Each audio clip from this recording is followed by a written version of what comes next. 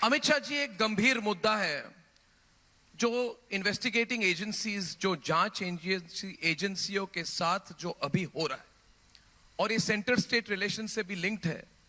हाल ही में बंगाल में संदेश खाली में ईडी की टीम जब गई तो उन पर हमला हुआ और हमलावर ने कबूला कि हां, हमने हमला करवाया, हमने लोगों को लेके हमने एक मर्डरस अटैक करने की कोशिश की इन्वेस्टिगेटिंग एजेंसीज पर। और ऐसे लोगों को समर्थन भी मिलता है वहां के जो रूलिंग पार्टी है स्टेट की। ईडी के समन भेजे जाते हैं मगर नेता हाजिर नहीं होते।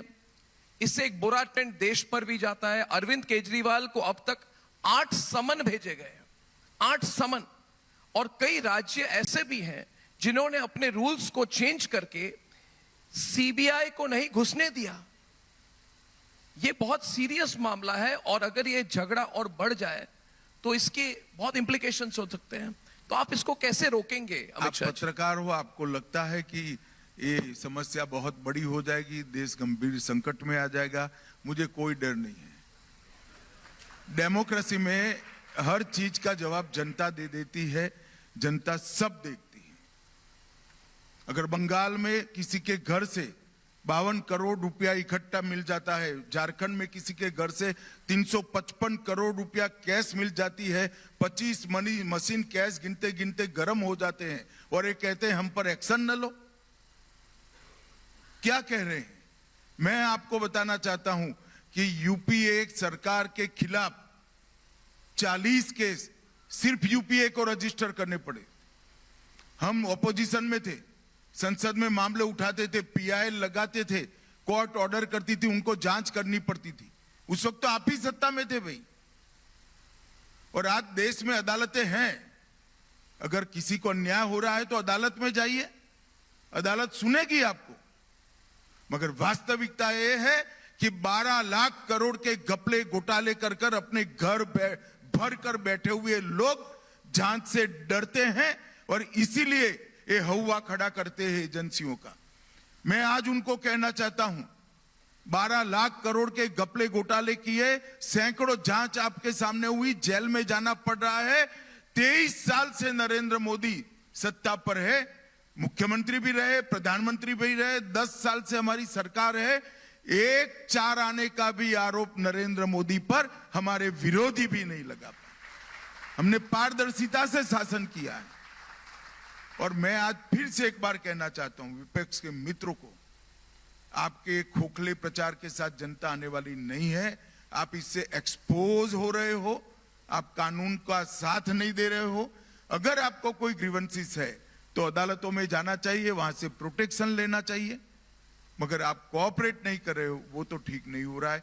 मैं किसी व्यक्ति के बारे में नहीं कह रहा हूं। जहां तक संदेश खाली का सवाल है, मैं मानता हूं संदेश खाली की घटनाओं ने बंगाल के शासन को 100% एक्सपोज कर कर रख दिया है। एक महिला मुख्यमंत्री के राज्य में जिस तरह से धर्म के आधार पर महिलाओं का शोषण हुआ है, वो सहन ही नहीं किया जा सकता। हम इसके खिलाफ लड़ेंगे, एड़ी चोटी का जोर लगाकर लड़ेंगे और बंगाल में हम परिवर्तन कर रहेंगे। आपने संदेश खाली पे जो कहा, इसके लिए बहुत बहुत धन्यवाद अमित शाह जी। सब लोग सुनना भी चाहते थे और आज आपकी जो मैसेज है बहुत क्लियरली जा चुकी है। मैं आपको कहना चाहूंगा कि संदेश खाली के महिलाओं के साथ जिस तरह का अत्याचार हुआ है, और ये अब नहीं, 1-2 महीने से नहीं, ये कई सालों से चल रहा है। और जब हमारी टीम भी वहां गई तो हमारे रिपोर्टर भी अरेस्ट हो गए और रिपब्लिक बांग्ला ने जब सच दिखाया तो हमको भी कुचलने की कोशिश की गई थी। मगर आपने जो आज मैसेज दिया है बहुत बड़ी बात है।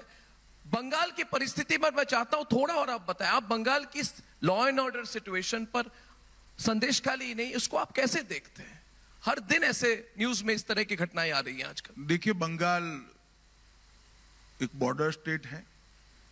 हम सब जानते हैं कि घुसपैठ की समस्या सबसे ज्यादा अब कोई एक राज्य में बची है तो बंगाल में बची है। और मैं बिल्कुल विश्वास के साथ देश की जनता को तथ्यों के आधार पर बता रहा हूं कि बंगाल से जो घुसपैठ होती है वो स्टेट स्पॉन्सर घुसपैठ है। इसमें किसी को शंका रखने की जरूरत। स्टेट स्पॉन्सर्ड इन्फिल्ट्रेशन अपनी वोट बैंक की राजनीति को बढ़ाने के लिए, अपनी वोट बैंक को बढ़ाने के लिए राष्ट्रीय सुरक्षा को ताक पर रखा जा रहा है। ये बहुत गंभीर समस्या है और बंगाल की जनता भी उसको मान रही है। मैं आज पूरे देश भर के लोगों को बताना चाहता हूं कि देश ने बंगाल के साथ खड़ा रहने की जरूरत है। वहां गंभीर समस्या है जी। ये बॉर्डर स्टेट को हम सब ने गंभीरता से लेने की जरूरत है।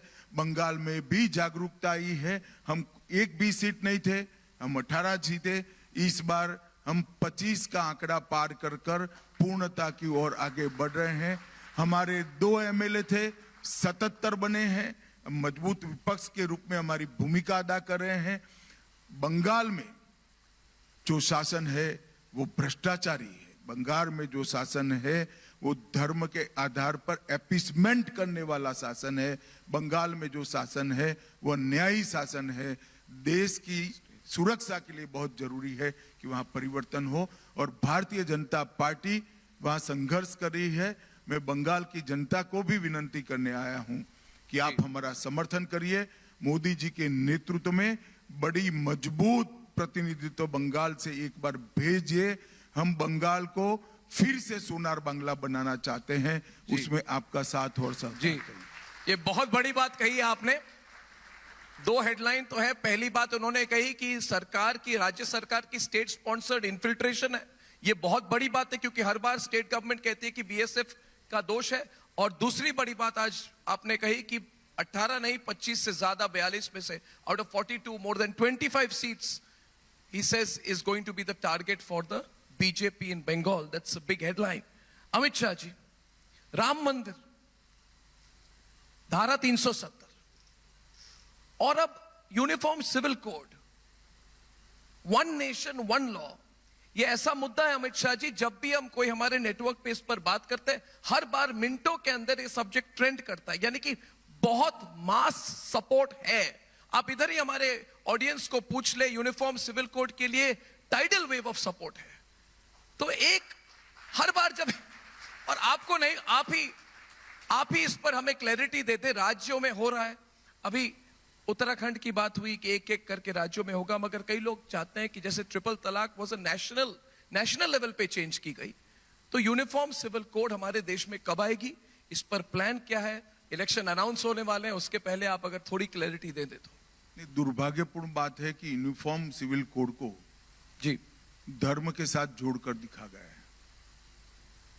मैं आज देश की जनता को बताना चाहता हूं कि यूनिफॉर्म सिविल कोड सिर्फ भारतीय जनता पार्टी का एजेंडा नहीं है। भारतीय जनता पार्टी का एजेंडा तो है ही। जब से हमारी पार्टी की स्थापना हुई 1950 से, तब से हम कहते हैं कि हम पावर में आएंगे तो यूनिफॉर्म सिविल कोड इस देश के अंदर लाएंगे। परंतु संविधान सभा ने भी आर्टिकल 44 में, आर्टिकल 44 में डायरेक्टिव प्रिंसिपल्स फॉर स्टेट में ये कहा है कि इस देश के विधानमंडल और संसद उचित समय पर यूनिफॉर्म सिविल कोड को लागू करेंगे। जी, अगर आप पंथ निरपेक्ष देश की कल्पना चाहते हैं, पंथ निरपेक्ष राज्य की कल्पना चाहते हैं,